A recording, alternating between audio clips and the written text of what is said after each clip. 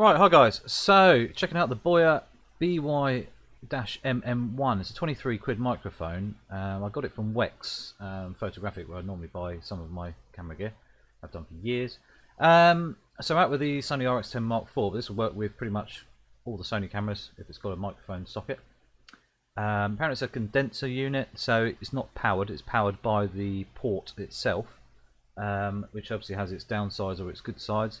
But for a really small microphone, which I've obviously decided to try it out on one of the windiest days possible, you know, it just seemed to be an ideal thing because it fits in the bag really nicely, and I'm actually voicing over on it now, so you can hear the quality in a controlled situation as well.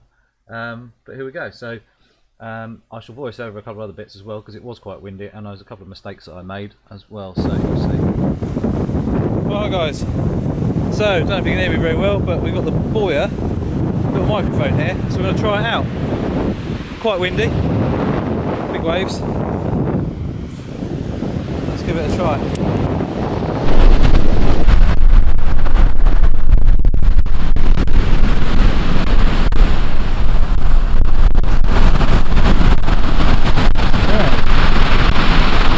So as you can see, there's a little bit of juddery. That was totally my fault, and I didn't realise until I got back that obviously I had the recording level turned up quite a bit. So when using the stock sort of microphone that's built into the camera, I was up sort of around about 20, 22 out of the 30. It's like 30's maximum. Obviously, very high wind can obviously overpower the microphone, which it was. Very sort of punchy wind, so that's why you can hear a bit of juddery, and so this is why I've got rid of the sound on here, so I can kind of explain the situation. I then reduced it down to I think about 15, 16, something like that, to try that, and even then it's okay. You can actually hear me nice and clearly, but then again you can hear the odd sort of overpowering bit as well, where it does spike the mic a little bit, and I can actually see that in the timeline in the video editing software, that you can actually see the microphone literally spike through the roof quite a bit. You'll hear me in a second talking, and you'll hear just a little bit of it. Then I've dropped it back down again, and you'll hear it's a bit better. But that's a learning curve. When using a external microphone, you probably won't need the recording level quite as high as you would do normally. So, but as you can see, it's very windy anyway. So not really the ideal situation, but a good little test at the same time. So the more I use it, I think the better I'll get, but for 23 quid I thought it was an absolute bargain, and really worth a go.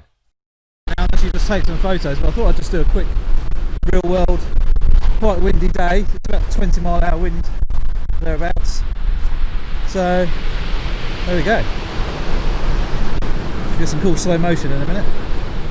No crashing waves, the sun's out, a bit of sea mist, spray. It's getting big now.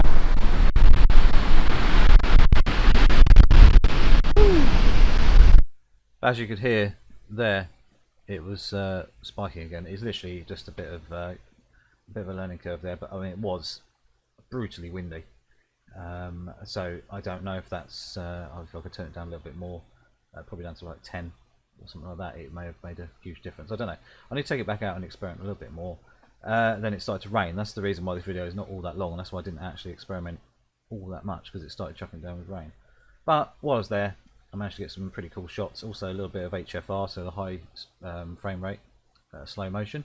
So a few slow motion clips, as in the one you saw right at the beginning of the Land Rover coming through, and then some more sort of splashes on the road as I went back to the car. So that worked quite well. It's just a shame those LEDs today, they flicker over refresh rate, and you can see them in the pictures, or the videos rather, which is a shame. Other than that, so yeah, obviously utilising the Rx10 out and about, so it definitely works well, that microphone on the camera. Really worth for the money, I think. 23 quid. It's handy, it's tiny, it fits in the bag, in my small little pouch bag, quite happily, out of the way. Sits on top of the camera itself very easily, just on the hot shoe, and just plug it in. So that's no real drama. Yeah, so it's not much we can talk about really, just other than I think I need to tweak the recording level right down a lot lower, so you don't get the spiking of the wind blasting through everything because it was ridiculous. But I'd say I tested it in pretty much the worst conditions, which I suppose is a good thing.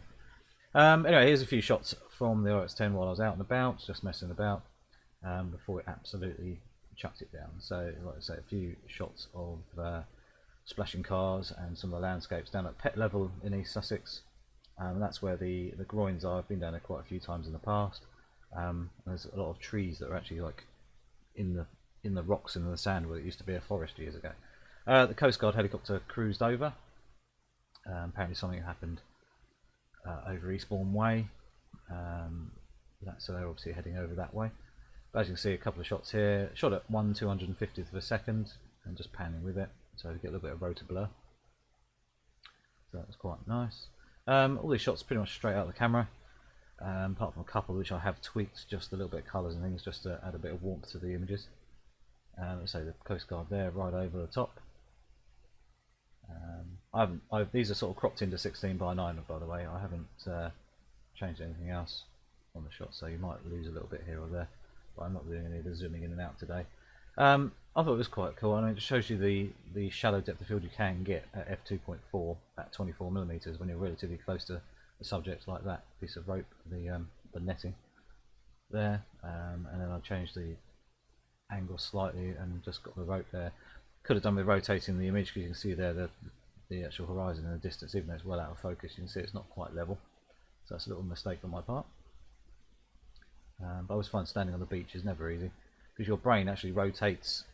If you tilt your head, even though you're wonky and your camera would be wonky, your brain actually sorts it out, but obviously the camera doesn't, so that's what you have to be very careful, especially horizons out to sea or across lakes and things like that. This shot here was actually just trying out the Photoshop sky replacement.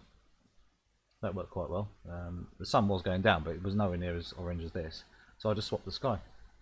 I actually use it again in a minute, which is it's pretty cool. Very, very quick and easy. You just go to edit and then down, and there's some preloaded skies in there, but I'm starting to use my own because obviously 60 megapixels on the A7R4 is pretty handy to doing replacement things like this. Seagull cruising through, nice and low. This guy walking down the beach, and kind of added a bit of a film grain to it. Just I thought it worked quite nicely. A bit of a dirty picture because the dirty picture of the sky is actually all the mist and the rain that was coming in. So it added that sort of old film feel to it, I thought. Wet and dry, or was it dry and wet? It's one of those moments of big raindrops came in and everything got slightly wet, but was still dry at the same time. It's kind of weird, but almost sort of measles or spots on each stone, which is kind of cool. Just a bit of a different look. Here's the sky replacement again. I'm just sort of trying it out really. Works quite nicely for silhouette shots anyway. So it just adds just another quick edit. I rarely use stuff like this, but I just thought it was worth a. It's there, might as well use it. This shot here is a 3-layer image. So basically, it's the image duplicated twice. Then I highlighted the surfer himself, and then made another layer, and then added some motion blur to the waves, but also kept away the stones themselves. So basically it's a 3-stage image. Pretty easy to do, and I just thought it added a bit of motion blur into it because the waves were coming in nice and big and that, and I didn't have an ND filter, but also the surfer wasn't stood still, so I just thought I'd add a little bit of movement to that shot. Like I say, very simple editing there. This shot here was really cool. Went down to Hastings afterwards and just sat there and watched the sky change, the moody clouds and everything like that worked really nicely as it was sun started to come down through the clouds. And just one shot here, just a bit of moody light really. This was shot at ISO 800. Quite a moody shot, but looks still relatively clean. Sun behind the clouds, very dull, but the amount of clouds and everything behind, I just thought I'd take a couple of shots like that. So you know, it's worth sharing, just so you can still do not a bad job even at relatively high ISO, but obviously you've got that f4 lens, so you can make the most of that. Anyway guys, hope this was interesting and also helpful if you are looking for an external microphone. This one does seem to work quite well, so pretty pleased with it so far. I've just got to be very careful of the recording level, so I'm going to turn it down even more and then try it again when it's windy and see how we get on. So anyway guys, don't forget to click the subscribe button, little notification bell, and obviously anything to do with the RX10 Mark IV and any of the other Sony Alpha cameras, feel free to ask questions or comment below. Thank you.